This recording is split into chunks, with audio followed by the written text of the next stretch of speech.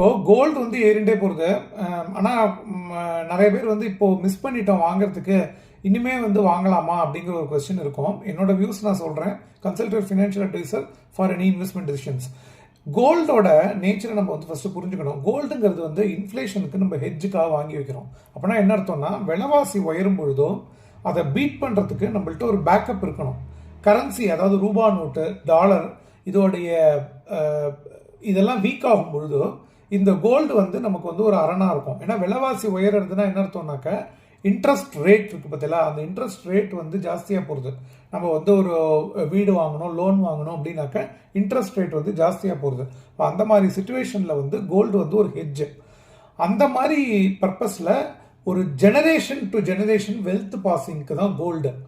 ஆனால் இப்போ என்ன ஆயிடுது அப்படின்னாக்க, ட்ரம்ப் வந்ததுக்கப்புறம் எது ஃபியூவல் ஆயிடுது அப்படின்னாக்க, மேக்ரோ எக்கனாமிக் சுச்சுவேஷனில் டாலரோட ஸ்டெபிலிட்டி, இந்த டேரிஃப் அது இதனால டாலரோட ஸ்டெபிலிட்டியை வந்து வீக்கன் பண்ணுற மாதிரியான ஆக்டிவிட்டீஸ் நடக்கும் பொழுதும் இந்த கோல்டு வந்து ஒரு நாணயம் மாதிரி மக்கள் பார்க்க ஆரம்பிக்கிறா ஆல் ஓவர் த வேர்ல்டு. அப்போ வந்து என்ன ஆகுதுனாக்க, ரெகுலேட்டர்ஸ் வந்து இந்த கோல்டை வந்து வாங்கி குவிக்கிறாங்க. ரெகுலேட்டர்ஸ்னால் சைனா, இந்தியா, அது மாதிரி எல்லா ரெகுலேட்டர் பேங்க்ஸ் வந்து இந்த கோல்டை வந்து வாங்கி குமிக்கிறாங்க. அப்போ இந்த டிமாண்ட் வந்து வந்திருக்கு. இப்போ நம்ம பார்க்குற சைக்கிள் வந்து இதுவரையும் நடந்ததை விட புதுசு. ஆனால் ஒவ்வொன்றுமே இதுவரையும் நடந்தது புதுசாக தான் இருக்கும். இந்த கிரேட் அமெரிக்கன் டிப்ரெஷன்லேருந்து ஆரம்பித்து பிளாக் மண்டேலேருந்து எந்த ஈவெண்ட்டுமே அதே மாதிரி 2 தடவை நடக்காது.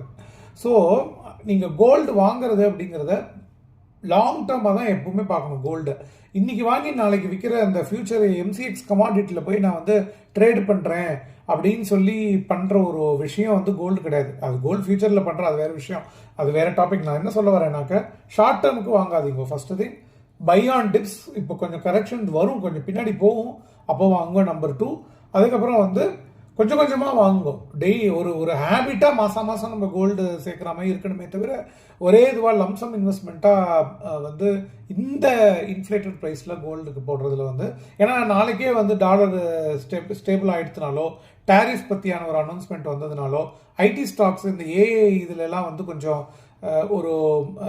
ஒரு பிரேக் த்ரூ கிடச்சி ஏதாவது ஒரு டிமாண்ட் அங்கே ஸ்டாக்ஸுக்கெலாம் வந்ததுன்னா இதை ப்ராஃபிட் புக் பண்ணி அதை டிப்ளாய் பண்ணுவான். அதுக்கு சான்ஸ் நிறையா இருக்குது, போத் இந்தியா அண்ட் இன்டர்நேஷ்னல் மார்க்கெட்ஸில். ஸோ அதை பார்த்துன்னு வந்து இன்வெஸ்ட் பண்ணுறது நல்லது கோல்டில். Gold ETF is best. ஏன்னா இப்போ எஸ்ஜேபி பாண்டு கிடையாது, கவர்மெண்ட்டே நிறுத்திட்டான். அதனால் இனிமேல் கோல்டு இடிஎஃப் தான் ஆன்லைன் கோல்டுனா பெஸ்ட்டு இன்வெஸ்ட்மெண்ட். இது fund of fund through mutual funds or direct ETF. Thank you.